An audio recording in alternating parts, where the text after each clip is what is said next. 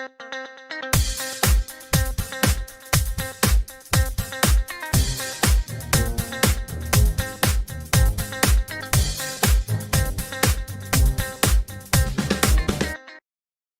noticed the energy in the room. You had this great Mentimeter earlier. You know, you're noticing all these different energies: tension, power, irritation, joy, excitement, alignment. But what's happening next? So after you read the energy in the room, what's next? So I got a 3-step process for that to consider. Number 1 is you notice the energy in the room. Number 2, you check if it is working to achieve your purpose. Because irritation, tension can be creative tension. That might be actually a good thing. So I find myself often, sometimes even bored in sessions, to be honest, when I don't have as much to do as the group, because as a good facilitator, you want to be invisible and the group's going to do all the work. And I'm like saying like, shouldn't we move on? And like, I'm getting nervous with the time. And then I feel into the group and I feel a lot of engagement. There's a lot of engagement around a certain subject. And that gives me a clue, whatever's happening right now, it's working towards achieving the purpose. So is it working? And the last one is choose an intervention. And this is really a circular process, because as soon as you notice something, you check if it is aligned with your purpose, you choose an intervention, and then you have to notice again, right? And that's sort of happening seamlessly in the background. And I'm bringing it out as a model because obviously a way of learning to become a professional about something is to practice those skills in stages and to become more deliberate and aware of those things. And that's the skill of becoming a facilitator or masterful facilitator, is becoming good at each of those stages. All right, step 1, noticing. How might we notice the energy in a room? So, you know, one question is to ask would be, what does the group really want in this moment? I don't know how many of you have that experience. Then please put a yes in the chat if you have, that you sometimes get lost. We're talking about facilitating the unknown, that you're facilitating a group and you're in the middle of a process and you're a bit lost on where to go next. How many of you have experienced it? Can I see either hands up or a yes in the chat? Yeah, so and then in that moment, you can ask yourself, what does the group really want in this moment? And that tunes you in. What might the group want?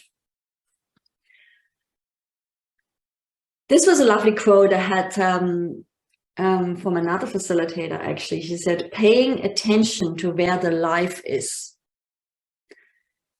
and you help it to flower. I mean, there are many beautiful analogies, but it's like, where is the life?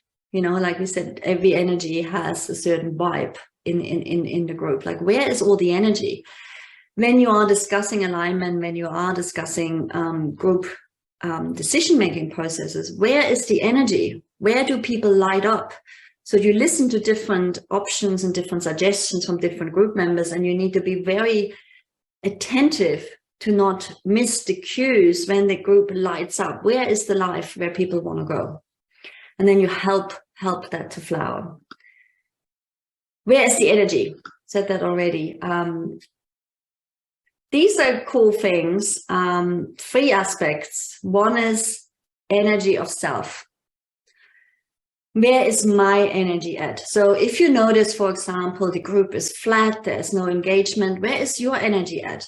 Because my experience is that the group is copying your energy. It is much more potent in a physical environment than it is in the online environment. But I still feel that in an online environment, you can still feel the other group. I've done a number of online facilitation trainings, and you can still feel the energy when you're just being present with everyone on the group. You can see it and you radiate a certain presence. I mean, just feel me, what energy I'm radiating, and you can feel the difference to when I be flat and tired or whatever it is. So, and I'm often saying, like, try to be just a little bit higher in your energy than what the group is at.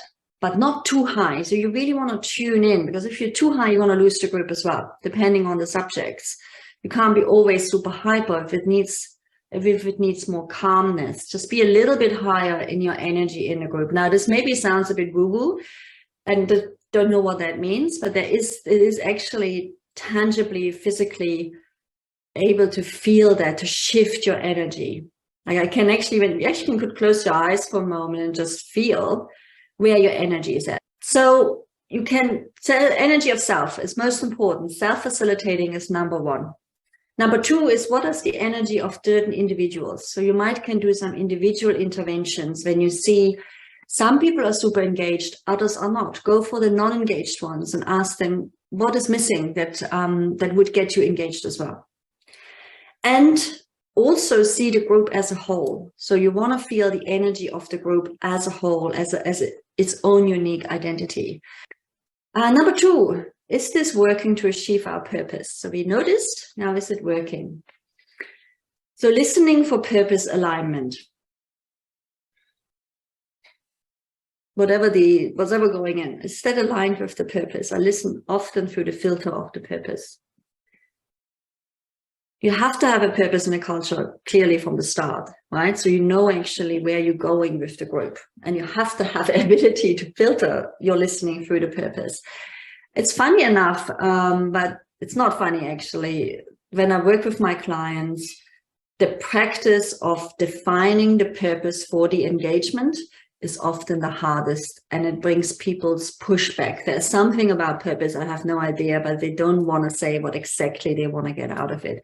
We have lots of outcomes, but the overall intention of the engagement is really hard often to name. And I don't know what it is, but but this is so powerful, because when you're very clear where you're going, and you can listen through this for the group, particularly when you try to reach alignment, you need to have a clear purpose. But the purpose in the culture is also the boss for you as a facilitator. So, you know, it gives you the mandate and the power to intervene. It's not you and your position, and you have not that risk to turn into a dictator. I'm saying dictator because my dear facilitator colleague, Jacinta Cubis, just wrote this great article about facilitators turned dictators. It's another thing I can send you guys in the email afterwards. But yeah, it's like not turning into a dictator, which is, you know, actually just standing in the purpose. You know, guys, we did agree to achieve that purpose. So what do we need? Check with the group. That's what I just did, right? I think that's another thing that's particular newer facilitators find really scary, to check with the group and give the power away to the group and say, what shall we do? I know this, or are we still on purpose? Is this conversation right now that's happening aligned with our purpose? Check with the group, use the wisdom of the group when you get read the group as some distractions happening. What needs to be attended to? Again, is another question around the energy, right? You hear the energy is really blocked and stuck around the agenda. Okay, cool. I feel like a real resistance. So what needs to be attended to in order to achieve our purpose? And maybe it needs to be stopped and we need to reconvene because an elephant just showed up, and you kind of need to know if you need to deal with this or not. So what needs to be attended to? Having that question to the group. Okay, step 3, choose an intervention. I'm gonna have to look. So let your observation of cues and vibes guide your response and interventions. And that, again, it needs presence. You need to be absolutely present to not lose the cues.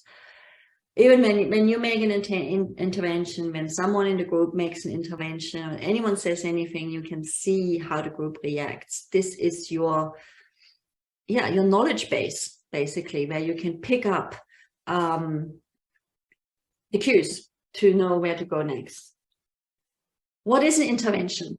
So what I really like is actually anything a facilitator does or do not do. So it's not just an action. It's the decision to be silent. It's the powerful listening. It's changing the filter for which you're listening. It's the being with in the presence. It's shifting your own energy. All of these are interventions as well, and they are not visible from the outside. but you can intervene to facilitate yourself by shifting your thought patterns. And you can also do in action. So intervention is everything a facilitator does, do, or not do. It's not just the facilitator, it's anyone really in the room. So it's really everything. So examples: listening, being with, presence, processes you introduce, speaking, etc. Culture setting is an intervention. And an intervention gives us a deliberate choice. Before we intervene, there is a deliberate choice that we have that distinguishes between react and response. And it's just a split second often. But learning about interventions and different types of interventions, that what we do in facilitator training is to become more and more aware of your options of how you could intervene. So you have more repertoire and a bigger toolbox to respond rather than react as you always do. And that's another thing in our training, like when you practice and you get observed and you get coaching and you get peer feedback, you will become aware of your habits, you know, of your, this is how that's my groove, you know, this is how I facilitate it, this is my strength. So you can expand your repertoire, do something completely different, try something out for the heck of it, to expand your possibilities.